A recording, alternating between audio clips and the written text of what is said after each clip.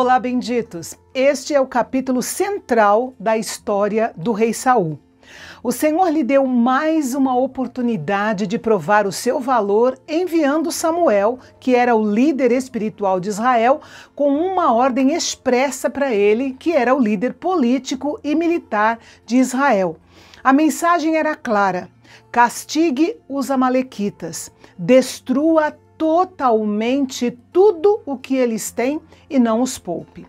O motivo do juízo de Deus sobre os amalequitas tinha um contexto.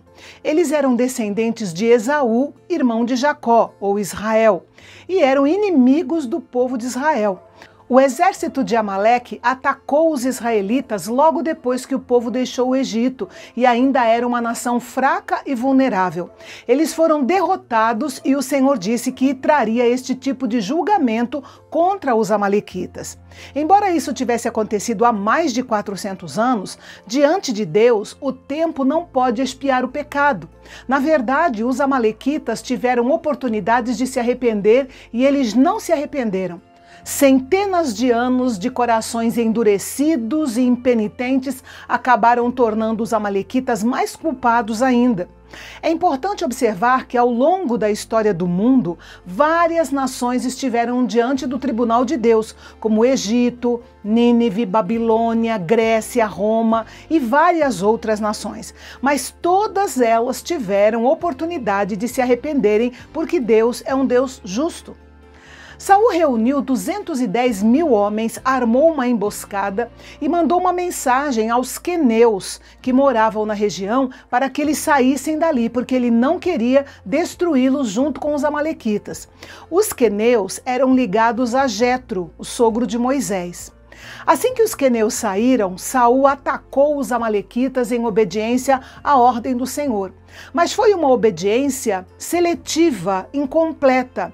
Ele poupou Agag, rei dos amalequitas, além das melhores ovelhas, bois, cordeiros e tudo o que ele achava que seria útil para ele. É bom lembrar que obediência parcial é desobediência completa. Saul obedeceu até onde lhe convinha.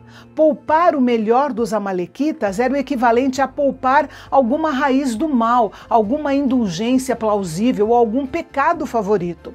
O profeta Samuel ficou sabendo da desobediência de Saul antes mesmo de o exército voltar da batalha, porque o Senhor o avisou dizendo o seguinte: me arrependo de ter feito Saul rei.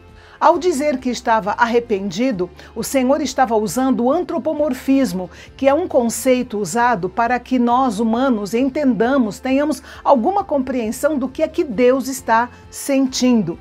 Ao saber da notícia, Samuel sentiu um misto de ira e tristeza e clamou ao Senhor toda aquela noite. E logo de manhã cedinho saiu para se encontrar com Saul. Mas a notícia que lhe deram foi que Saul tinha ido para o Carmelo, onde havia erguido um monumento em sua própria honra, e depois disso iria para Gilgal. Isso também mostra que Saul já não era aquele mesmo homem humilde e tímido do passado. Os anos, as vitórias militares e o prestígio do trono de Israel revelaram o orgulho do seu coração. Quando Samuel finalmente se encontrou com Saul, a primeira coisa que Saul lhe disse foi: o Senhor o abençoe, segui as instruções do Senhor. Foi uma saudação absolutamente hipócrita. Primeiro que ele não tinha bênção nenhuma para dar para Samuel e também não havia feito a vontade do Senhor. Quando Samuel questionou o som dos animais que ele estava ouvindo, Saul tentou explicar o seu pecado, ou seja, ele mentiu para si mesmo, mentiu para Samuel e até tentou mentir para Deus ao dizer que usaria os animais que havia poupado para oferecer em sacrifício. Note que o orgulho e a desobediência tornam a pessoa cega ou surda ao seu pecado. O que era completamente óbvio para Samuel era invisível para Saul. Todos nós temos pontos cegos de pecado em nossas vidas e precisamos constantemente pedir a Deus que os mostre para nós. Precisamos orar com sinceridade, como Davi orou no Salmo 139, pedindo ao Senhor que sondasse o seu coração e lhe mostrasse a verdade sobre si mesmo. Saul usou 4 desculpas diante de Samuel. Primeiro, ele responsabilizou os soldados por trazerem os animais. Segundo, ele se incluiu na parte da obediência, quando ele disse: o resto nós destruímos completamente. Terceiro, ele justificou que manteve as ovelhas e bois por causa da boa qualidade. E a quarta desculpa foi que tinha agido assim por uma razão espiritual, ou seja, sacrificar ao Senhor. E depois mentiu dizendo que o resto havia sido destruído completamente. Mas nem isso era verdade. Ainda haviam amalequitas vivos, que Davi mais tarde teve que lidar com eles. Amã, o homem que tentou exterminar o povo judeu nos dias de Ester, era descendente de Agag. E o mais irônico de tudo, dando um spoiler aqui, é que quando Saul foi morto no campo de batalha, quem lhe deu o golpe final com a espada foi um amalequita. Depois de ouvir tudo aquilo, Samuel disse a Saul para ficar quieto e ouvir a palavra do Senhor. Samuel lhe disse que o desejo de Deus era a obediência sincera e não animais mortos sobre o altar. O sacrifício sem obediência não passava de hipocrisia e ritual religioso vazio. Samuel disse que o coração de Saul era controlado pelos pecados de rebelião e de arrogância, que aos olhos de Deus eram perversidades semelhantes à feitiçaria e à idolatria. Toda desobediência consciente é, na verdade, idolatria, porque transforma a vontade própria, o eu humano, em um Deus.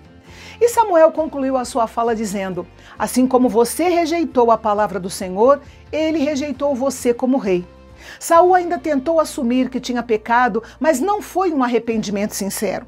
Sua rejeição também não foi imediata. Deus levou quase 25 anos mais para treinar o substituto do rei Saul. Saul ainda implorou que Samuel voltasse com ele para que adorassem ao Senhor, mas Samuel se recusou. E quando se virou para ir embora, Saul agarrou a ponta do manto dele de modo que rasgou. Samuel usou isso como ilustração e reafirmou que o Senhor tinha rasgado o reino das mãos dele. Não havia mais nada a ser feito. E então Saul, mais uma vez, admitiu que tinha pecado e pediu a Samuel que o honrasse diante de Israel, voltando com ele para que ele pudesse adorar ao Senhor. Então, por algum motivo, Samuel cedeu e voltou com ele e Saul adorou ao Senhor. Mas Samuel pediu que trouxessem Agag, o rei dos amalequitas, até a sua presença. Para Samuel, a questão ainda não estava resolvida. A ordem de Deus era para destruir totalmente os amalequitas. Agag chegou à presença de Samuel cheio de confiança, pensando que seria poupado. Mas Samuel deixou claro que Agag não era um espectador inocente, mas sim um líder perverso e violento de um povo perverso e violento. E sem hesitar, o velho profeta matou o rei Agag diante do Senhor, mostrando ao povo que Saul não havia cumprido a sua missão com fidelidade.